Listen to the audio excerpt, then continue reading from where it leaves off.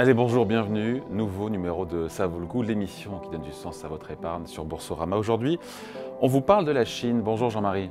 Bonjour David. Jean-Marie Mercadal, directeur général de Sinsigap, en duplex avec nous depuis Hong Kong. On a tellement eu de déceptions depuis maintenant plusieurs trimestres sur la Chine qu'il faut quand même qu'on s'arrête sur les quelques bonnes nouvelles qui sont tombées récemment. Il y en a plusieurs, notamment sur la croissance. C'est mieux que prévu au premier trimestre, au-delà Oui, de 5%. oui, tout à fait. La croissance a été publiée la semaine dernière, plus 5,3%. C'est au-dessus du consensus, hein, qui était dans l'ensemble assez nettement en dessous de 5%. Ça crédibilise l'objectif du gouvernement d'aller à 5% pour l'année. Ça, c'est une bonne nouvelle, effectivement. Et c'est vrai que on a le sentiment que le marché commence à le prendre en compte. Après, la décomposition de cette croissance pose J'allais y question. venir, j'allais y venir. Et puis, est-ce que une hirondelle ne fait pas le printemps? Est-ce que on peut tenir une croissance au-delà de 5%? Et puis, effectivement, quand on décompose entre l'investissement dans les nouvelles technos, dans le green, où la consommation n'a pas les mêmes tendances, hein. C'est vrai que l'investissement est très bon, plus 4,5% en rythme annuel au premier trimestre. Le gouvernement continue sa politique d'investissement dans les secteurs d'avenir, notamment les hautes technologies et l'économie verte. L'économie verte, la Chine est déjà un leader, mais les investissements continuent à affluer. Et puis l'économie du futur.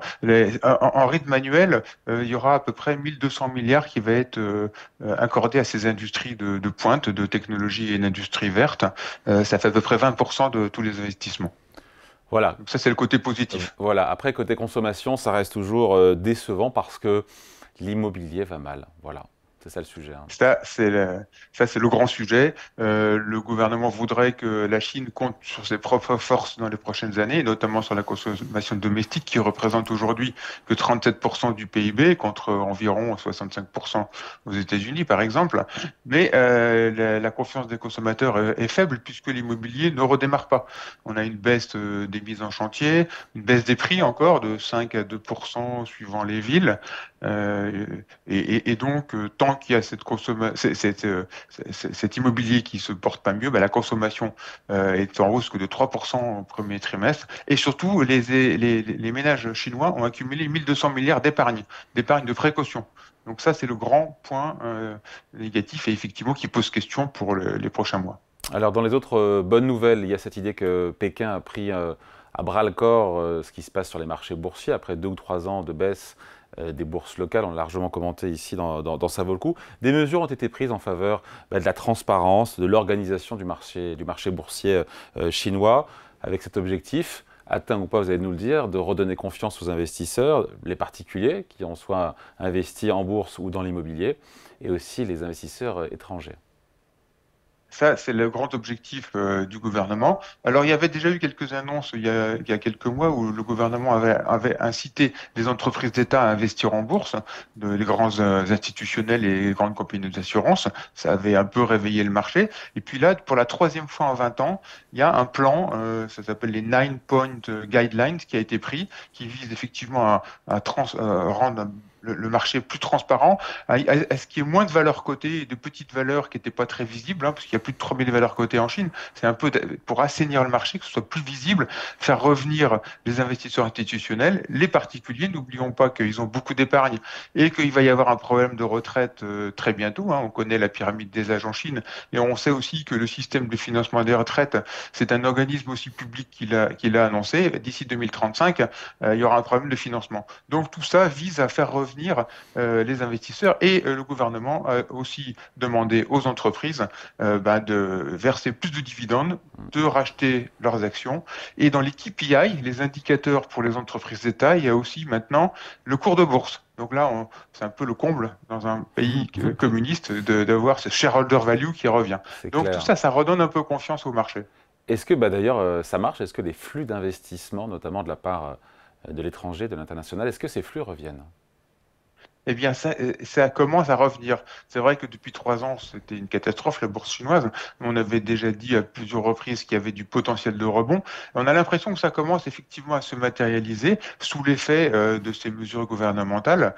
C'est vrai que le marché est vraiment pas cher et si on n'a pas ça en tête, mais au mois d'avril, finalement, la bourse chinoise, c'est la meilleure bourse du monde. On a fait à peu près 7 à 8% sur tous les indices, contre à peu près moins 3% sur la bourse américaine. Donc, du coup, on a le sentiment qu'il y a une espèce de petite contre-tendance qui se met en place. Alors, est-ce qu'elle sera durable? Depuis Ça va les être la points bas, question. Jean-Marie, depuis les points bas, la bourse chinoise a repris combien? Euh, alors, depuis les points bas, c'est vrai qu'on avait très mal démarré l'année, vous faites bien de le rappeler, parce qu'on avait commencé par faire moins 10% en janvier. Depuis les points bas, suivant les indices, on a pris 15 à 20%. Donc voilà, donc la bourse chinoise se porte mieux, si on peut le dire comme ça. Il y a peut-être une inflexion de tendance ou c'est trop tôt pour le dire? Je dirais qu'à court terme, ça va continuer. Le gouvernement, comme je vous l'ai dit, le souhaite. Les valorisations sont vraiment pas chères, hein. On a un PER autour de 10%, les croissances des bénéfices qui commencent à être publiées sur les entreprises cotées en Chine. On attend des croissances de l'ordre de 16% cette année. Le coût d'opportunité d'aller aujourd'hui sur le marché chinois à court terme, il est assez faible, puisque les marchés occidentaux sont assez élevés après 2 ans de forte performance. Je dirais que là, ce serait assez logique d'avoir quelques arbitrages en faveur de la Chine et de voir le rebond se poursuivre. Après, à moyen long terme, c'est toute la question de savoir de cette transition vers cette nouvelle voie chinoise de la prospérité commune. Est-ce que ce volontarisme politique vers une nouvelle voie, est-ce que ça va ne pas tuer l'esprit d'entreprise? Je dirais, la confiance générale va revenir? Ça, c'est toute la question. Je dirais, à long terme, il y a un certain nombre de questions. À court terme, ça paraît beaucoup plus visible. À court terme, il y a aussi des résultats d'entreprise. Il y en a en Europe, il y en a en Amérique, il y en a aussi en Chine. Il y a des bonnes moissons aussi à attendre qui pourraient, pour le coup, soutenir la tendance. Alors, cette année, on attend une bonne moisson. Comme je vous le disais, ce sera probablement de l'ordre de 15%. L'année dernière, on avait fait plus 7%, mais avec des grosses déceptions dans certains secteurs, notamment l'immobilier. Cette fois-ci, on a l'impression que c'est un peu purgé sur les résultats. Il y a une forte probabilité d'avoir plus 10 à plus 15%, ce qui fait qu'avec un PER de 10, je dirais qu'à court terme, on ne prend pas grand risque pour accompagner, je dirais, ce volontarisme gouvernemental. Et comme je le disais, la visibilité à court terme m'a l'air assez bonne pour une poursuite de ce rebond. Il se murmure, vous me l'avez dit en préparant l'émission, vous êtes sur place, que la Banque centrale chinoise pourrait reprendre son QE, son programme de rachat d'obligations souveraines chinoises. Expliquez-nous un petit peu, ils l'ont fait, ils l'ont arrêté, ils pourraient le reprendre? C'est vrai que la dernière fois qu'ils l'ont fait, c'est il y a 20 ans. Et il pourrait le reprendre. Alors ça vient au moment où la dette chinoise a été dégradée 2 fois, hein, par Moody's et par Fitch. Ça vient au moment où le stock de dette en Chine atteint des niveaux records, à peu près à 350% du PIB. Bon, là, on atteint des niveaux comme en Occident, hein, largement.